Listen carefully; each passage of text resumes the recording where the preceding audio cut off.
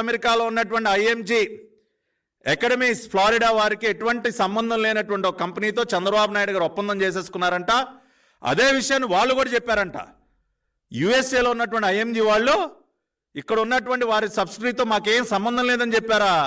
ఏమైనా సజ్జల రామకృష్ణారెడ్డి, ఇదిగో United states of America IMG వాళ్ళు ఇచ్చినటువంటి స్టేట్మెంట్ నా చేతిలో ఉంది, చదువుతా, విని అర్థం చేసుకో. IMG Bharata is our subsidiary, says IMG Florida, reiterating that IMG Academies Bharata Private Limited is a subsidiary of IMG East and its own affiliate. IMG Academies Florida officials have sought an immediate meeting with the Chief Minister YS Rajshekar Reddy. మాకు ఇమ్మీడియట్గా ముఖ్యమంత్రి గారితో appointment ఇవ్వండి, మేము వచ్చి చెప్తాం, మేము స్వయంగా ఆనాటి ముఖ్యమంత్రికి చెబుతాం. ఐఎంజీ ఫ్లోరిడా తరపున మేము వచ్చి ఎస్, చంద్రబాబు నాయుడు గారు ఒప్పందం చేసుకున్నటువంటి ఐఎంజీ భారత మా సబ్సిడరీ, మాతో సంబంధం ఉన్నటువంటి కంపెనీ, మేము సహకరిస్తున్నటువంటి మా సహకారంతో ఏర్పాటైనటువంటి కంపెనీ అని నేరుగా ఆనాటి ముఖ్యమంత్రి రాజశేఖర రెడ్డిగా చెప్తామని చెప్పి స్టేట్మెంట్ ఇచ్చారయ్యా. అంతేకాకుండా ఏమన్నారు? and to sort out the row of the sports academies project at Gachibowli, which the state government is threatening to cancel. A project అయితే క్యాన్సిల్ చేస్తా ఉన్నారో ఆ ప్రాజెక్ట్ మాకు సంబంధించిందని చెప్తా ఉన్నారు.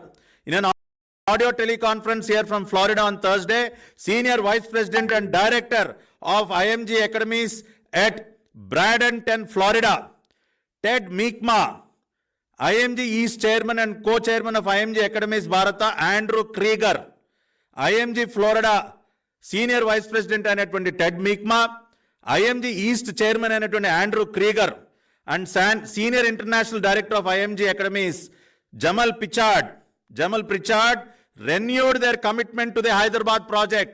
వీరందరూ కూడా ఎస్, హైదరాబాద్ ప్రాజెక్టుతో మా కమిట్మెంట్ కొనసాగుతుంది, హైదరాబాద్లో ప్రాజెక్ట్ మేము పూర్తి చేసి తీరుతాం, యుఎస్ఏలో ఉన్నటువంటి మా ఐఎంజీ ఫ్లోరిడా సహకారంతో హైదరాబాద్ ప్రాజెక్ట్ మేము పూర్తి చేస్తామని చెప్పి వాళ్ళు ఇంత నేరుగా ఇంత స్పష్టంగా స్టేట్మెంట్ ఇస్తే సిగ్గుందాన్ని కనీసం మీకు ఇన్ని పచ్చి అబద్ధాలు చెప్పడానికి? ఐఎంజీ ఫ్లోరిడా వాళ్ళు మాకు సంబంధం లేదని చెప్పారా? ఇదిగోండి statement, official statement from IMG Florida, which was given by its senior vice president Ted Meekma and their IMG East chairman Andrew Krieger. Can you deny this? Mr. Sajjala Ramakrishna Reddy, can you deny this statement?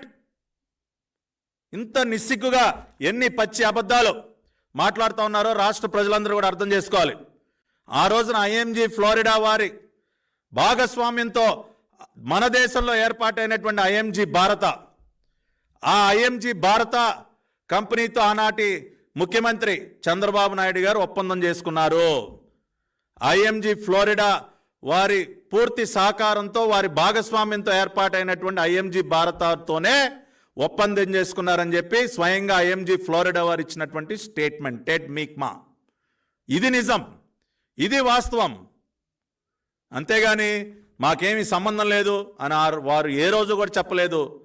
వారు ఆ రోజున నేరుగా ఆనాటి ముఖ్యమంత్రి రాజశేఖర రెడ్డి ఎవరైతే ఈ భూ కేటాయింపులను రద్దు చేయడానికి ఆయన పనులు ప్రారంభించి అల్టిమేట్గా దుర్మార్గంగా రద్దు చేశారో ఆయనకే నేరుగా వెళ్ళి చెప్తామని చెప్పి ఆ రోజున అపాయింట్మెంట్ కూడా కోరితే ఆ రోజు ఇవ్వకుండా అత్యంత దుర్మార్గంగా, రాష్ట్రానికి మంచి జరిగే ప్రాజెక్టులు ఏమి మీకు అక్కర్లేదు కదండి, ఎంతసేపు వ్యాన్ పిక్ వాళ్ళకి ఎంత దోచిపెడదామా, లేపాక్షి నాలెడ్జ్ హబ్, మీరు చేసినటువంటి భూ కేటాయింపులన్నీ కూడా అవినీతి కుంభకోణాలే కదా సజ్జల రామకృష్ణారెడ్డి.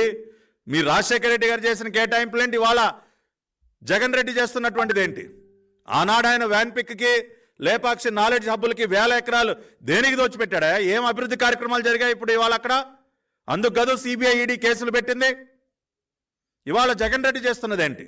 సోలార్ పవర్ పార్కుల పేరుతో 1000 ఎకరాలు షిరిడి సాయి ఎలక్ట్రికల్స్కి, అరబిందోకి ఇష్టానుసారం దోచిపెట్టేయటమే కదా. అవి కదా అవినీతి కేటాయింపులు అంటే.